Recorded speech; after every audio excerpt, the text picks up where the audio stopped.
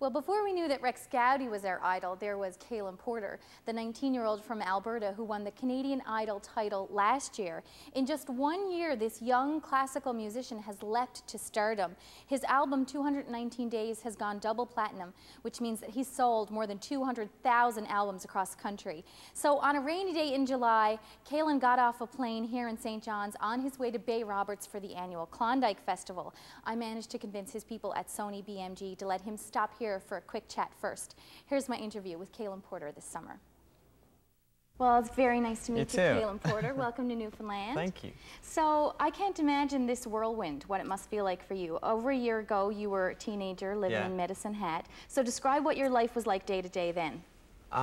It was pretty relaxed, not very stressful. I was just going to school and that kind of thing, trying to figure out what I wanted to do, playing a lot of music. I was taking business and music, so not really sure what I wanted to do, trying out a bunch of different stuff, but, you know, just being a kid, I guess. Yeah. So. And your parents own a cattle and buffalo ranch, so did that teach you hard work? Yeah, definitely. I grew up, you know, on the ranch and kind of really grew an appreciation for, you know, the Western kind of culture and the ranch and everything like that. But now I'm living in Toronto, so it's a bit different. But away from home. Yeah. Yeah, that must be amazing. Yeah, it's, you know, I grew up on the ranch and now I'm in an apartment building, so it's definitely a change. Now, your mom claims that you were humming Brahms' Lullaby when you were 18 months old. So how much does that music from in your foundation complement your music today, do you think, your family's music? I definitely think that, you know, plays a huge role in what I'm doing today, and my grandma kind of started teaching me, and I took lessons from the time I was about 5, playing violin and piano and singing and that kind of thing, all throughout high school and playing in bands and that kind of thing. So I think it really helped out, and that musical experience, you know, has really, you know, aided me in the last while. And your family has a band as well? Yeah, I played I played with my sisters and my cousins in a family band. Were you good? Yeah, I thought we were okay. We played a lot just locally and that kind of thing, and had a lot of fun doing it. So. Wow.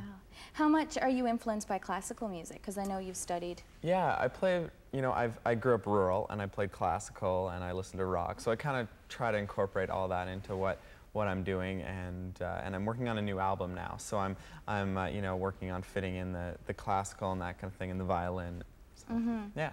So you went for this audition, Canadian Idol, and you almost did an audition, is that right? Well, yeah, I wasn't really sure if it was really my thing or what, but I thought, you know, if you really want to do something, you kind of have to take every opportunity that's out there. So I just kind of went for it and see, you know, where it took me. But you passed up an audition for McGill, is that right?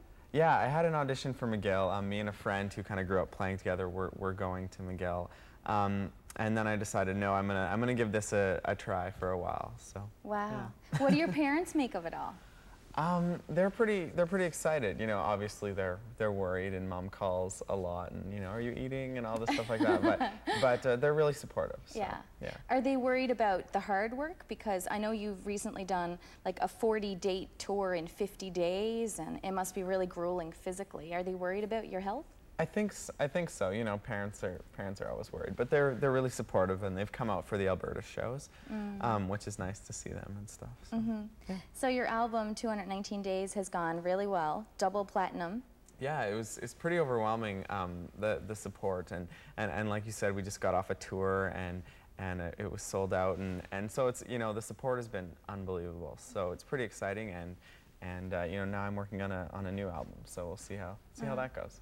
I was asking you just before we started about your fans. Do you ever Google yourself? Do you ever have time to go to the internet and type in Kalan Porter? I haven't Googled myself, but I've seen some of the fan sites, and they're pretty overwhelming.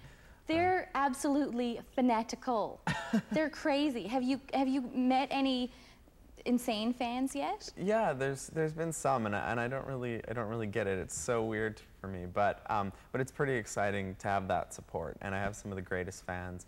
You know, they'll sit there all day and vote for me on things and come out to concerts. We have some fans that have come out to 20 or 30 of our shows.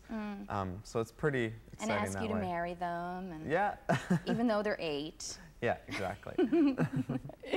So I know that on the album you co-wrote a track with Randy Bachman, right? Yeah. And he's quoted as saying, after working with you, he says, "Kalan's one of the nicest and talented young musicians I've ever had the pleasure to work with. He is talented behind his years. I had a great time working with him. Can't wait to do it again." It must have been a remarkable experience. Did you find yourself like having an out-of-body experience, looking in and thinking, oh my God, I'm working with the guy who wrote Taking Care of Business? I didn't really think of, you know, the guy who I was sitting across the table with as Randy Bachman that I knew growing up. It was kind of weird, but you know, once I got over the initial shock and kind of, you know, the intimidation, I kind of settled in, and it went really well. We had a really great time, and it was so cool to be able to work with someone like that, and you can just learn so much from watching them and working with them. So. And you've been able to co-write several songs that are on your album. So how do you find that voice now? Yeah, that's one thing that's really important to me, and I hope to develop over time. And right now I'm kind of in the process of really figuring out my sound, because my first album had a lot of different, you know, had a vast kind of sound and something there for everyone. But now I kind of want to establish, you know, myself and what my music sounds like. So, you know, I'm doing a lot of writing, and I was in LA a week ago writing with some people, and I'm writing on my own and with people in Toronto. So I'm doing a lot of that and really trying to kind of figure out what I'm going to do. And what will that style be ultimately, do you think? I don't know if I've exactly figured it out. I think that's part of the whole thing, is discovering, you know, that sound. But you know, like I said, I want to include some of everything, some of my background. You know, the little bit of country, but the classical and the rock, and kind of all bring it together in something. So. Are you still trying to keep up on? I know you play violin on the album as well, but are you still trying to keep up with playing musical instruments and learning more that way? Yeah, definitely. You know, that was one thing going into this. You know, I'm really busy, but I didn't want my instruments to slide and you know, be put on the back burner. So I've tried to include them a lot in the live show and on the album, and want to do that on the new album as well. So. All the judges on Canadian Idol, and even all the fans and music critics of you, have talked about the incredible soul that you have, and that's interesting because usually people develop a soulful sound after they've lived a lot of life. Right. So what do you think? What have you gone through that makes you sound like an old crooner? In a good way. Yeah, I don't know.